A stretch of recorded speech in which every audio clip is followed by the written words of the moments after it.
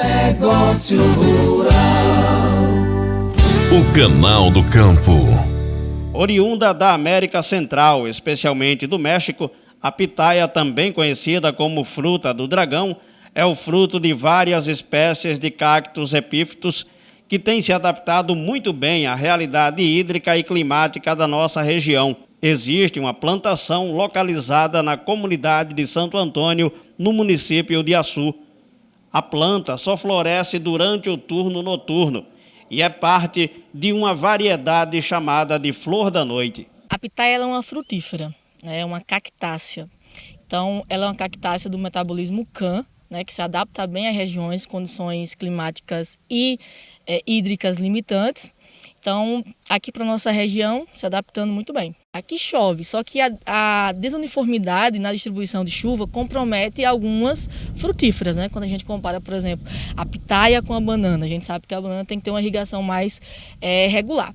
No caso da pitaia, por ser rústica, ela consegue se adaptar bem à nossa região, só que a gente não pode confundir rusticidade com falta de manejo. A gente precisa adubar, a gente precisa irrigar para que a gente consiga ter uma produção uniforme e que a gente tenha ganhos de rendimento positivo. A adaptação ao clima pode ser vista na mudança da coloração dos cladóides, o que podemos chamar de pele da planta, se isso facilitar o entendimento. A gente chama de cladóides, que é a estrutura da pitaia, Tanto de sustentação da planta como também reprodutiva, tá? Então, essa coloração, essa mudança de coloração no pigmento, que a gente sabe que é através da clorofila, é uma resposta que a planta tem em períodos mais quentes, tá? A gente chama de estresse oxidativo. Então, é uma forma de tentar proteger o aparato fotossintético, a planta reage com essa coloração amarelada. Engenheira com mestrado e doutoranda em agronomia, Luana Mendes cultiva a pitaia em sua propriedade. Ela conta que a partir dos anos 90 a fruta chegou ao Brasil. No Brasil, a pitaia ela tem a sua introdução nos anos 90. Em 2007, a gente tem um dado histórico também, que foi as primeiras pesquisas. Em 2014, a gente tem uns relatos também econômicos que ela foi comercializada e a partir daí os estudos e as pesquisas estão avançando cada vez mais. A pitaia é tema da tese de doutorado de Luana, que conhece como poucos as técnicas de cultivo e rendimento produtivo. Primeiro, a gente precisa ter um conhecimento técnico, que é uma frutífera nova, tanto no Brasil como na nossa região. E o segundo é o poder aquisitivo, que o produtor tem que ter. Por quê? No primeiro ano da implantação do pomar, a gente precisa de uma estrutura para que as plantas consigam se sustentar. E posteriormente, a gente precisa manter adubação e irrigação. Esse investimento inicial é, em média, ou aproximadamente quanto? Digamos, por hectare. Por hectare. Vai variar um pouquinho, porque vai depender da estrutura que você vai utilizar na sua área. Normalmente varia entre 40 a 60 mil, mas pode ser até menos, porque vai depender, como eu falei, da estrutura que você vai utilizar. Como o mourão, principalmente os mourões. Você vai utilizar algum tipo de madeira especializada ou um mourão de concreto, e aí vai variar um pouquinho. Então a gente pode gastar de 40 a 60 mil, mas como eu falei, depende da estrutura que você quer colocar na sua área, só que a gente também tem que ver o retorno. Às vezes, a área vai variar de 10 toneladas a 40 toneladas, vai depender do manejo que você está disponibilizando para as plantas, Só que aí o quilo varia de R$ 7,00 a R$ 10,00, que a gente chama na roça, para até chegar no supermercado.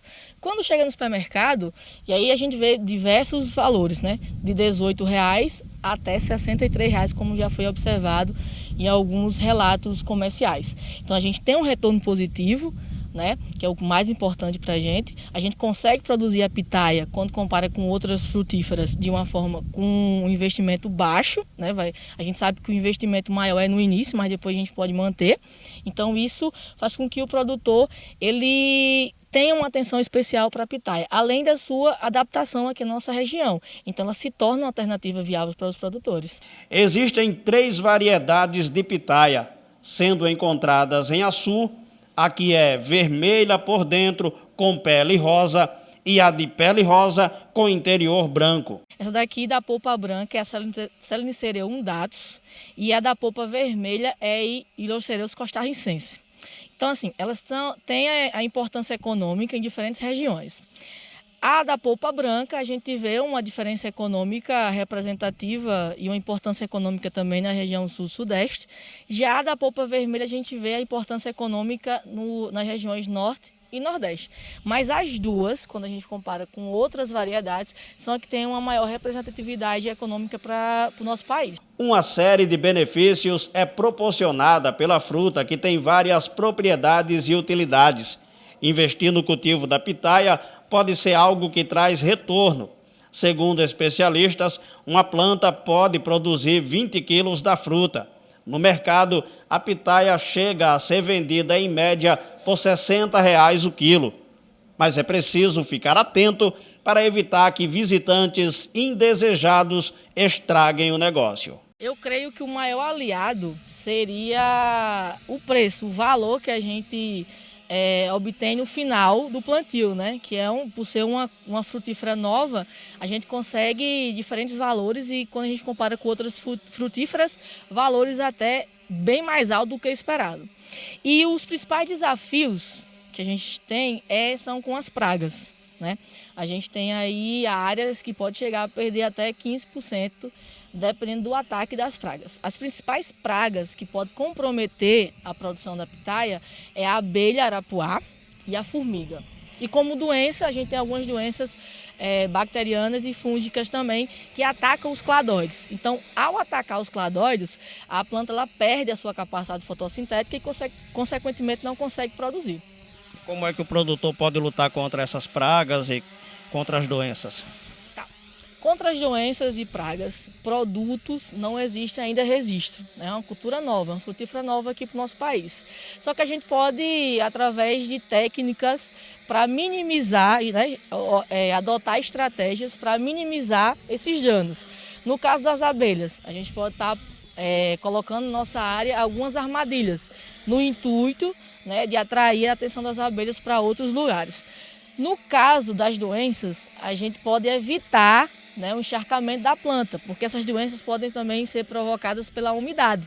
Então, como a pitaia já tem uma reserva natural de água, quando acontece um aumento de água ou um acúmulo de água ali no cladóide, a gente observa essas doenças. Então, está sempre orientando essa questão de manejo, observando a quantidade de água adequada e essa parte das abelhas a gente sempre adotando técnicas, por exemplo, as armadilhas. O tempo médio de colheita a partir do plantio pode se aproximar de 1 ano. A gente recebe a muda, vai implantar no pomar. A gente coloca a muda, né? Faz todo aquele processo de implantação. Em torno de 10 meses a gente já tem as primeiras brotações e as primeiras frutas, tá? Em seguida, isso pode reduzir, pode ficar a cada 9 meses, a cada 7 meses. Vai depender um pouquinho de quê? Das condições climáticas e condições do solo e também o manejo que o produtor está disponibilizando para as plantas. Já que você falou que é algo novo ainda aqui para a nossa região e também para o nosso país, certamente entre as dúvidas que quem está nos acompanhando pode ter, o que é que a gente pode, a partir da colheita, fazer com a pitaia? Assim, o que é que o fruto da pitaia dá origem? A pitaia ela explora vários nichos. A gente pode ter o fruto in natura, o consumo dele, como também processado. A gente tem exemplos aí de sorvetes, picolés. A Red Bull investiu no energético sabor pitaia. A gente tem a Natura investindo nos cosméticos. A gente tem sabonetes, shampoos, hidratantes. Então, assim, ela explora vários nichos econômicos. Essa produção aqui é a primeira na região do Vale do Açu, é o passo inicial, e daqui para onde é que está indo, qual é o mercado consumidor desse produto? Aqui seria como um teste inicial para a gente ver como é que ela vai se adaptar ao tipo do nosso solo, né? Daqui a gente está com 1 ano e meio, é uma área pequena só, de 1 ano e meio, só que as frutas que a gente está conseguindo colher a gente está levando para a Ceasa de Fortaleza.